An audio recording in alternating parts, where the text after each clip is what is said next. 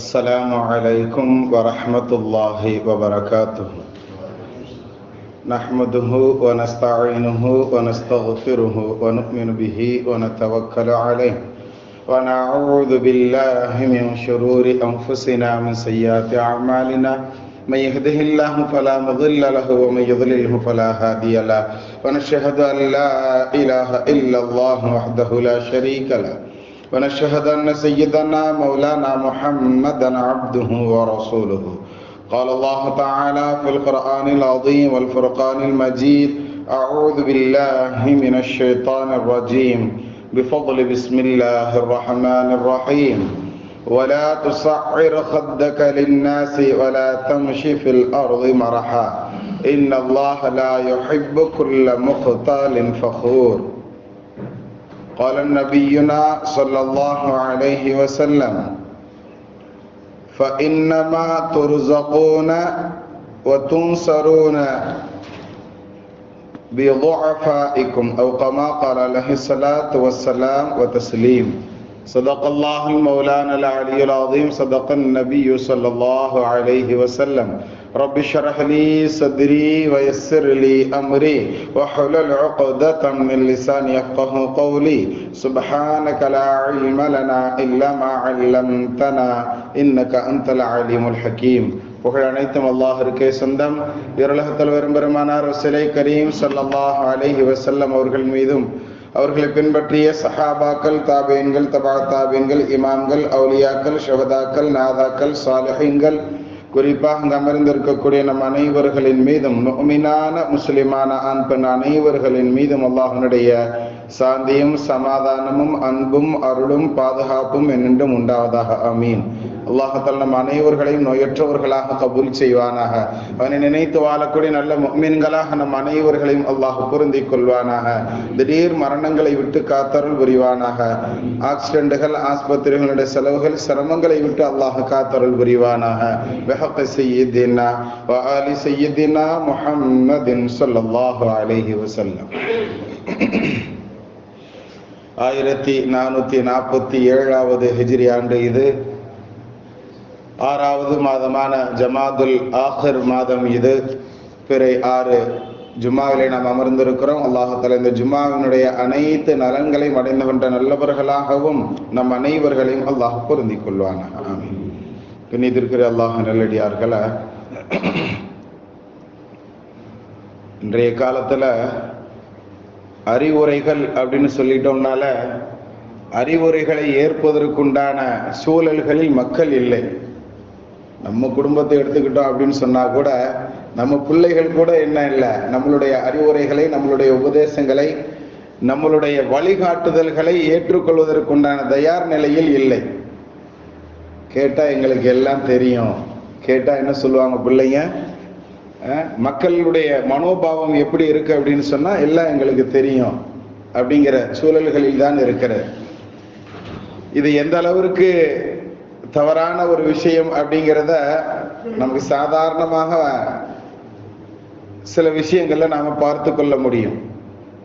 ஏதாவது ஒரு தேவைன்னு சொன்னா பசங்க உடனே என்ன செய்யறாங்க அப்படின்னு சொன்னா, இன்றைய ஆய்வுகள்ல கண்டுபிடிச்சிருக்கிறாங்க. அவர்களுடைய ஆய்வு எப்படி, சுப்ஹானல்லாஹ், கைர்,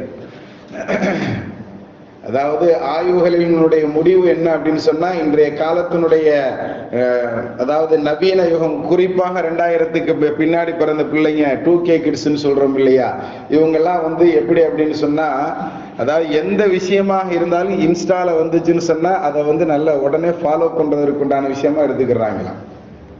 எப்படி இன்ஸ்டாலையோ அல்லது இன்ஸ்டாகிராமு, வாட்ஸ்அப்பு, ஃபேஸ்புக்குன்னு சொல்றோம் இல்லையா, இந்த மாதிரி சமூக வலைதளங்களில் வரக்கூடிய அது போன்ற விஷயங்கள் அந்த மாதிரி இதை உபதேசமாக எடுத்துக்கிறாங்க.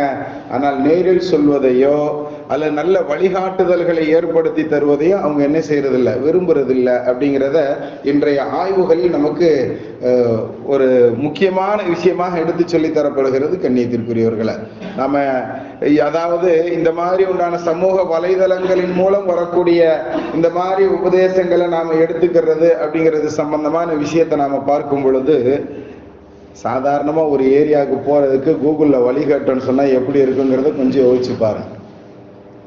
சுத்தினவங்களுக்கு தெரியும், சுத்தின இடத்தையே சுத்தி சுத்தி வருவோம், கரெக்டா போய் சேர வேண்டிய இடத்துக்கு சீக்கிரம் போய் நம்ம ரீச் பண்ண முடியாது, பக்கத்துலதான் இருக்கும், அதுக்கு அப்படி கூட சுத்தி காட்டும் ஒரு பாதை.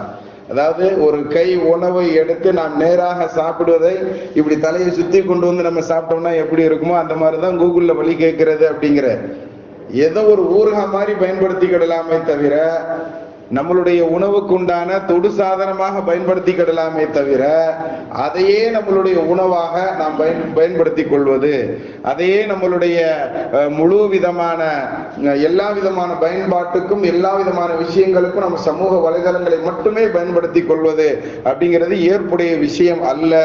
இது நிறைய வழிகேடுகள்ல கொண்டு போய் விடக்கூடிய செயல் அப்படிங்கிறது இன்றைய ஆய்வாளர்கள் என்ன செய்யறாங்க, ரொம்ப தெளிவாக நமக்கு எடுத்து ஏம்புகிறார்கள் கண்ணியத்திற்குரியவர்களை. அதனால நம்மளிடத்துல இருந்து வரக்கூடிய செய்திகள் அது பெரியவர்களிடமிருந்து வந்தாலும் சரி அல்லது சிறியவர்களிடமிருந்து வந்தாலும் சரி, நம்மளிடத்துல ஒரு செய்தி வருது, அதுவும் நேரடியாக நமக்கு வருது அப்படின்னு சொன்னா அதை எந்த அளவிற்கு நாம் பொக்கிஷமாக கவனித்துக் கொள்ள வேண்டும் அப்படிங்கிறத பத்தி நமக்கு இன்றைய தினத்தினுடைய ஜும்ஆவினுடைய உரையாக அமைந்திருக்கிறது. அல்லாஹ் தஆலா சொல்றபடி அமல் செய்யக்கூடிய பாக்கியத்தை எனக்கும், கேட்கும்படி அமல் செய்யக்கூடிய பாக்கியத்தை நம் அனைவர்களுக்கும் அல்லாஹ் தந்தருள் புரிவானாக. ஆமீன்.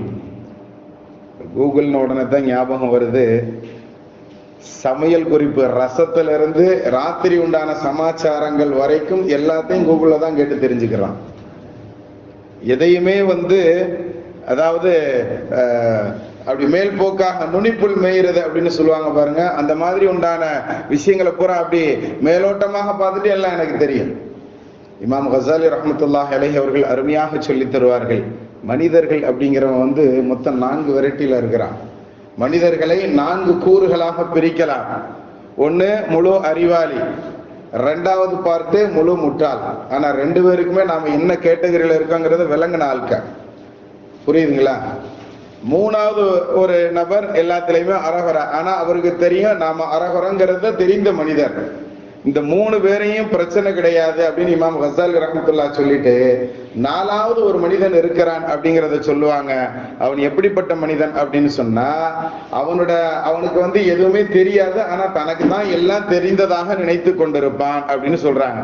இந்த மனிதனை கண்டால் இவனை பற்றித்தான் அல்லாஹ் குர்ஆன்ல சொல்றான், வைதா காத்தபஹுல் ஜாஹிலூன காலு சலாமா.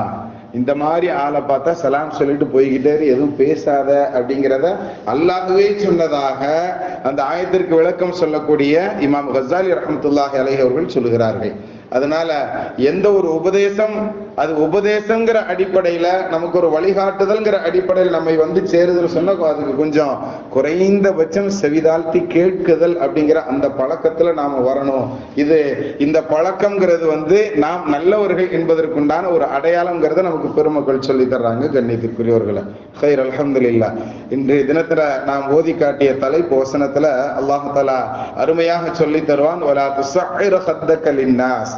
நம்ம எந்த விஷயத்தை இவ்வளவு நேரம் சொன்னோமோ அந்த விஷயத்தை தான் முதலில் இந்த வசனத்துல அல்லாஹ் ஆரம்பிக்கும் பொழுதே சொல்கிறான், வலா துஸஇர் ஹத்தக லின்னாஸ்.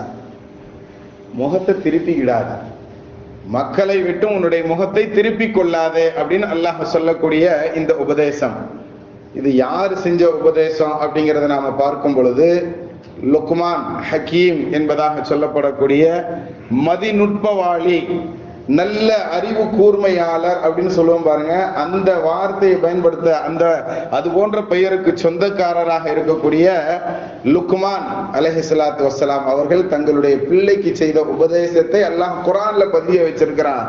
கியாமத் நாள் வரைக்கும் வரக்கூடிய மக்களுக்கு உண்டான உபதேசம் இது, வலா துஸஇர் ஹத்தக லின்னாஸ். மக்களிடத்துல முகத்தை திருப்பிக்கிடாத அப்படிங்கிற விஷயம். எனக்கு தான் எல்லாம் தெரியும் அப்படிங்கிற அந்த மனோபாவம் நம்மளுக்கு வேண்டாம். நாம் யார் சொல்வதாக இருந்தாலும் அவர்களிடத்திலிருந்து அல்லாஹ் ரசூல் சொல்ற செய்தி அப்படின்னு ஒரு செய்தி வருது அப்படின்னு சொன்னா அந்த செய்தியை நாம் செவிதாழ்த்தி கேட்குதல் அப்படிங்கிற இந்த பழக்கம் இருக்கணும். சாதாரணமாக நினைத்து விடக் கூடாது அப்படிங்கிறத தான் மக்களை விட்டு முகத்தை திருப்பி கொள்ளுதல் அப்படிங்கிற பாஷையில அல்லாஹ் நமக்கு உண்டான சாதாரண பாஷையில சொல்ற மாதிரியே சொல்றான். அவன்கிட்ட என்னப்பா எதை சொன்னாலும் முகத்தை தூக்கிட்டு போவான், இல்ல முகத்தை திருப்பிட்டு போவான் அப்படின்னு நம்ம பழக்கத்துல சொல்றோம் பாருங்க. இதே வார்த்தையை நமக்கு என்ன செய்யறாங்க, லுக்மான் அலைஹிஸ்ஸலாம் அவர்கள் பயன்படுத்தியத அல்லாஹ் குர்ஆன்லயும் நமக்கு புரியுற அதே பாஷையில சொல்றான், முகத்தை திருப்பிக்கிட்டு போகாதீங்க அப்படிங்கிற செய்தி அல்லாஹ் சொல்றான். இது குறிப்பிட்டு நம்ம, அதாவது நாம் எல்லோரிடத்திலையும் இந்த பழக்கம் இருக்கத்தான் செய்யற. ஏதாவது ஒரு விதத்துல நாம் நல்ல அமல் செய்யக்கூடியவர்களாக இருப்போம், நாம் நல்ல தொழுகையாளிகளாக இருப்போம். தொழுகாதவனை பார்த்து சாதாரணமாக நினைக்கிற பண்பு நம்மளிடத்துல இருக்கும். இருக்குமா இல்லையா? அது எல்லாமே இயல்பான ஒரு விஷயம்தான். இந்த இயல்பான விஷயத்தை தான் நமக்கு என்ன செய்யறாங்க, லுக்மான் அலைஹிஸ்ஸலாம் அருமையாக சொல்றாங்க, தன்னுடைய மகனுக்கு சொல்றாங்க, நீ யாரையும் சாதாரணமா நினைச்சிடாத, அவன் தானே அப்படின்ட்டு சாதாரணமா முகத்தை திருப்பிட்டு போயிடாத. இப்படித்தான் ஒரு இறைநேசர் என்ன செஞ்சாராம், தங்களுடைய வேலைக்காக வேண்டி வெளியே கிளம்பி போகக்கூடிய நேரத்துல ஒரு பெரிய பாவம் மட்டுமே செய்யக்கூடியவன் ஊடால வந்தானா. எப்படி பூனை குறுக்க போனா அது குறுக்க போனான்னு சொல்லி நினைக்கிறோம் பாருங்க. அப்ப அந்த மனிதர் நினைத்தாராம், ஆஹா இவரை பார்த்துட்டு போகணுமா அப்படிங்கிற மாதிரி அந்த இறைநேசருடைய உள்ளத்துல ஒரு எண்ணம் தோன்றியதான். அதே மாதிரி அந்த மனுஷன் அந்த பாவியனுடைய உள்ளத்திலையும் ஒரு எண்ணம் தோன்றுச்சான். என்ன எண்ணம் தோன்றுச்சான், நல்ல மனிதருக்கு முன்னாடி நம்ம போய் போறோமே, அவருக்கு என்ன சூழ்நிலை இன்னைக்கு ஆகுமோ அப்படின்னு அவன் நினைச்சானா. அவன் வெக்கி தலை குனிந்த அந்த நேரம் அல்லாஹ்தால நல்ல மழையை கொடுத்தான் அப்படிங்கிறதாக வரலாற்று ஆசிரியர்கள் எழுதக்கூடிய ஒரு, அதாவது வேற ஒரு விஷயத்திற்கு உண்டான சூழல் இது. எதுக்கு இந்த இடத்தை மட்டும் நம்ம இங்க சொல்றோம் அப்படின்னா, அவனை வைத்துதான் இன்றைக்கு இந்த பூமியில மழை பெய்யுது அப்படின்னு சொல்லி அந்த இறைநேசர்ட்ட அல்லாஹ் சொன்னானா. ஏன்னா உமக்கு மரியாதை அவன் கொடுத்தான் பாத்தியா, அந்த மரியாதையின் காரணமாகத்தான் அல்லாஹ் உனக்கு இந்த பூமி முழுவதற்கும் இன்று மழை பெய்ய வைத்திருக்கிறான் அப்படிங்கிற செய்தி அந்த இறைநேசருக்கு உணர்த்தப்பட்டதாக நமக்கு வரலாறு சொல்லும். எதுக்காண்டி அந்த விஷயத்தை நாம சொல்றோம்னா, அதாவது எங்கிருந்து விஷயம் வந்தாலும் சரி, அலிநாயகர் ரலியல்லாஹு தஆலா சொல்லுவாங்க, எனக்கு ஒரே ஒரு எழுத்தை கற்றுக் கொடுத்தவர் இருந்தாலும் அவர் எனக்கு ஆசிரியர் தான். அவரிடத்துல நான் மண்டியிட்டு கடைசி வரைக்கும் அவர்கிட்ட கற்றுக்கொண்ட அந்த ஒரு எழுத்துக்காக வேண்டி அவரை நான் ஆசிரியராகவே பாவிக்கிறேன் அப்படிங்கிற செய்தியை நமக்கு சொல்லி தர்றாங்கன்னு சொன்னா, நமக்கு எங்கிருந்து ஒரு உபதேசம் வந்தாலும் அதை செவிதாழ்த்து கேட்கக்கூடிய, அதாவது சாதாரணமாக எண்ணி விடாமல் அதையும் நம்மளுடைய உள்ளத்தில் வாங்கி வைத்துக் கொள்ளக்கூடிய நற்பாகியவான்களில் அல்லாஹ் நம்மை கபூல் செய்வானாக. அந்த விஷயத்தை தான் அல்லாஹ் சொல்றான், வலா துஸஹிர் ஹத்தக லின்னாஸ், உங்க முகத்தை திருப்பிட்டு போகாதீங்க அப்படிங்கிற செய்தி அல்லாஹ் சொல்கிறான். அப்ப யாரிடமிருந்து வரக்கூடிய எந்த செய்திகளாக இருந்தாலும் செவிதாழ்த்தி கேட்கக்கூடிய நற்பாகியவான்களாக அல்லாஹ் நம்மை பொருந்திக் கொள்வானாக. ஆமீன். கண்ணியத்திற்குரியவர்களை, அடுத்து இரண்டாவது செய்தியாக அல்லாஹ் தஆலா அதே வசனத்துல அதே லுக்மான் அலைஹிஸ்ஸலாம் தங்களுடைய மகனுக்கு சொன்ன அந்த செய்தியை இங்க கூகுள்ல கூட போட்டு பார்க்கலாம். லுக்மான் அவர்களுடைய உபதேசங்கள் என்ன அப்படின்னு போட்டீங்கன்னு சொன்னா அப்படியே வரும். லுக்மான் அலைஹிஸ்ஸலாம் அவர்களுடைய உபதேசங்கள் நீங்க போட்டு பாருங்க, சாட் ஜிபிடி கூட கேட்டு பாருங்க. ஆனா எல்லாத்தையும் அதுலயே போயிடாம அது சொல்றதும் குர்ஆன் சொல்றதும் ஒன்னா இருக்கான்னு பகுத்தாய்வு செய்யக்கூடிய அந்த திறன் இருப்பவர்கள் அந்த விஷயத்தை நீங்க என்ன செய்யலாம், தாராளமாக பயன்படுத்தி கொள்ளலாம். கேட்டு பாருங்க. அடுத்து அல்லாஹ் அதுல சொல்றான், வலா தம்ஷி ஃபில் அர்தி மரஹா, பெருமையோட பூமியில நடந்து கொள்ளாதீர்கள். தன்னுடைய மகனுக்கு லுக்மான் அலைஹிஸ்ஸலாம் அவர்கள் செய்த இரண்டாவது உபதேசம். அதாவது முதல் சொன்னதுக்கும் ரெண்டாவது சொன்னதுக்கும் இது கொஞ்சம், அத முதல் விஷயத்தை விட கொஞ்சம் கடுமையானது இது. அதாவது சாதாரணமா நினைச்சிட்டு யாருக்கும் முகத்தை திருப்பிட்டு போயிடாத அப்படிங்கிறது முதல் விஷயம். ரெண்டாவது, நீ எங்குமே பெருமையோடு இருந்து கொள்ளாதே, எல்லா இடத்திலையும் நீ என்ன செய், பெருமையை நீ விற்று அப்படிங்கிற செய்தி என்ன செய்யறாங்க, அது உன்னுடைய நடையாக இருந்தாலும் சரி எதிலுமே உன்னிடத்துல அந்த பெருமை இருக்கக்கூடாது அப்படிங்கிற செய்தி என்ன செய்யறாங்க லுக்மான் அலைஹிஸ்ஸலாத்து வஸ்ஸலாம் அவர்கள் தங்களுடைய மகனுக்கு சொல்லி தர்றாங்க. கண்ணியத்திற்குரியவர்களை, அல்லாஹ் குர்ஆன் ஷரீஃப்ல அதான் நபி ஸல்லல்லாஹு அலைஹி வஸல்லம் அவர்கள் ஹதீஸ்ல ஒரு செய்தியை சொல்லுவாங்க, இன்னமா துர்ஸகூன, நீங்கள் உங்களுக்கு ரிஸ்க் கொடுக்கப்படுவது எல்லாம் எதனால் தெரியுமா, உங்களுக்கு அல்லாஹ் இப்படி வாரி வழங்குகிறான் அப்படிங்கிற செய்தியை பத்தி ரிஸ்க் சம்பந்தமான ஒரு விஷயத்தை நபிகள் நாயகம் ஸல்லல்லாஹு அலைஹி வஸல்லம் சொல்லும் பொழுது அருமையாக சொல்லுவாங்க, வதுன்சரூன பிதுஃபாஇக்கும், ரிஸ்கை கொண்டு அல்லாஹ் உங்களுக்கு உதவி செய்வதெல்லாம் எதற்கு தெரியுமா, உங்களில் பலகீனமானவர்களுக்கு நீங்கள் உதவ வேண்டும் என்பதற்காகத்தான். நம்ம குடும்பத்துல ஒரு ஆள் சம்பாதிக்கிறதுக்கே லாயக்கு இல்லாம இருக்கிறாரு அப்படின்னா அவரை மட்டமா பார்க்காதீங்க. ஏன்னா அவரை வச்சுதான் அல்லாஹ் உங்களுக்கு ரிஸ்க் கொடுக்கிறான் அப்படிங்கிற செய்திய நபிகள் நாயகம் ஸல்லல்லாஹு அலைஹி வஸல்லம் அவர்கள் அந்த ஹதீஸ்ல ரொம்ப தெளிவுபடுத்தி தருவாங்க கண்ணியத்திற்குரியவர்களை. ஆகவே நம்மளுடைய சமூகத்தில் நம்மளுடைய குடும்பங்களிலும் கூட சம்பாதிப்பதற்கு சரியில்லாத நபர்கள் இருந்தாலும் கூட, சம்பாதிக்க முடியாதவர்கள் இருந்தாலும் கூட, அவர்களை கூட ஏளனமாக பார்த்து முகத்தை திருப்பிக்கிட வேண்டாங்கிறத தான் நமக்கு அந்த வசனம் தெளிவுபடுத்தும் கனவான்களை. அடுத்து அல்லாஹ் அதுல சொல்லும் போது, நீங்கள் உங்களுடைய நடைகளில் கூட பெருமையை நீங்கள் கொண்டு வர வேண்டாம். வலா தம்ஷி ஃபில் அர்தி மரஹா, நீங்கள் உங்களுடைய நடையில என்ன செய்ய வேண்டாம், பெருமையோடு நடக்க வேண்டாம். அதுல அல்லாஹ் இன்னொரு செய்தியை சேர்த்து சொல்வதாக நாம பார்க்க முடியும். அல்லாஹ் அடுத்து சொல்லுவா, இன்னல்லாஹ லா யுஹிப்பு குல்ல முஹ்தாலின் ஃபഖூர், தங்களுடைய நடையில, தங்களுடைய உடை நடைகளில் பெருமை பாராட்டி கொண்டிருக்கக்கூடியவர்களை அல்லாஹ் தஆலா விரும்புவதில்லை அப்படிங்கிற செய்தி என்ன செய்யப்படுகிறது, அங்கு சொல்லப்படுகிறது அந்த வசனத்துல. அதனால நம்மளுடைய நடை பாவனைகளில் நாம் கூடுமான அளவு அல்லாஹ்விற்கு பிடித்தமாக நம்மளுடைய நடை இருக்கணுமே அப்படிங்கிறத அமைத்துக் கொள்ளக்கூடிய பாக்கியவான்களில் அல்லாஹ் நம்மை ஆக்கி விடுவானாக. ஆமீன். கண்ணியமானவர்களை, இந்த விஷயம் ரொம்ப நம்மளிடத்துல பேணுதல் குறைவாக, அதாவது சாதாரணமாக இருக்கக்கூடிய ஒரு விஷயமாகத்தான் நாம பார்க்கிறோம். எப்படின்னா, நபி ஸல்லல்லாஹு அலைஹி வஸல்லம் அவர்களிடத்துல இது மாதிரி உண்டான ஒரு சூழல்ல ஒரு சஹாபி கூட கேட்பாங்க. நான் கூட நிறைய முறை நம்ம மஜ்லிஸ்கள்ல சொல்லி இருக்கிறேன், யா ரசூலுல்லாஹ், என்னுடைய செப்பல், என்னுடைய காலணி ரொம்ப உயர்வானதாக இருக்கணும், என்னுடைய உடை, என்னுடைய ட்ரெஸ் நல்லதாக இருக்கணும்னு நான் விரும்புறேன், இது பெருமையில வருமா அப்படின்னு கேட்கும்போது நபி ஸல்லல்லாஹு அலைஹி வஸல்லம் சொல்லுவாங்க, பெருமைங்கிறது அது இல்லப்பா, நீ பெருமையோடு நடந்து கொள்ளாதே அப்படின்னு சொல்றது என்ன அப்படின்னு சொன்னா, உண்மைக்கு மாற்றமாக நீ நடந்துக்கிடாதன்னு அர்த்தம். உண்மைக்கு மாற்றமாக நீ நடந்துக்கிடாத. ஒரு இடத்துல, ஒரு சாதாரண இடத்துல இருந்து உண்மை வருது அப்படின்னு சொன்னா அதை நீ மறுக்கிற அப்படின்னு சொன்னா அதுதான் உன்கிட்ட உண்டான பெருமை. இவன் சொல்லி நம்ம கேட்கிறதா உண்மைய அப்படின்னு விளங்குறோம் பாத்தீங்களா, இதுதான் பெருமை. புரியுதுங்களா? அதே மாதிரி உன்னுடைய உடை உயர்ந்ததாக இருக்கணும் அப்படின்னு நினைக்கிறது தப்பு இல்லை. ஆனா அடுத்தவனை காட்டிலும் உன்னோட தான் பெருசுன்னு நினைக்கிறவர், இதுதான் பெருமை அப்படிங்கிறத நபி ஸல்லல்லாஹு அலைஹி வஸல்லம் அவர்கள் உண்மைக்கு மாற்றமாக நடக்குதல் அப்படிங்கிறத தான் நபி ஸல்லல்லாஹு அலைஹி வஸல்லம் பெருமை அப்படிங்கிறத நமக்கு சொல்லி தர்றாங்க கண்ணியத்திற்குரியவர்களே. ஆக இந்த பெருமைங்கிறது அது பெரிய அளவுல இருந்தாலும் சரி அல்லது சின்ன அளவுல இருந்தாலும் சரி, அத இந்த வசனத்துல அல்லாஹ் ரொம்ப தெளிவா சொல்றான். பார்த்துட்டு லேசா முகத்தை திருப்பிட்டு போறோம் பாருங்க, இது போன்ற செயலாக இருந்தாலும் சரி அல்லது பெருமையோடு நீ கர்வமாக நடப்பதாக இருந்தாலும் சரி, இது ரெண்டுமே கூடாதுங்கிறத லுக்மான் அலைஹிஸ்ஸலாம் தன்னுடைய மகனுக்கு போதித்த அந்த நற்செயலை அல்லாஹ் குர்ஆன்ல கியாமத் நாள் வரைக்கும் இருக்க வச்சுட்டான். இந்த ரெண்டு பண்புகளும் நமக்கு வேண்டாம் அப்படிங்கறத அல்லாஹ் சொல்லி தர்றான் கனவான்களை.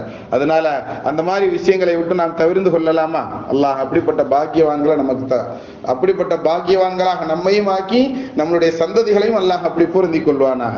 இன்றைய காலம் எப்படி இருக்கு அப்படின்னு சொன்னா, கூட பிறந்தவர்களாக இருந்தாலும் சரியே, அது மூத்தவர்களாக இருந்தாலும் சரி, மதிக்காத ஒரு சூழ்நிலையில் தான் இந்த காலங்கள் சென்று கொண்டிருக்கிறேன்.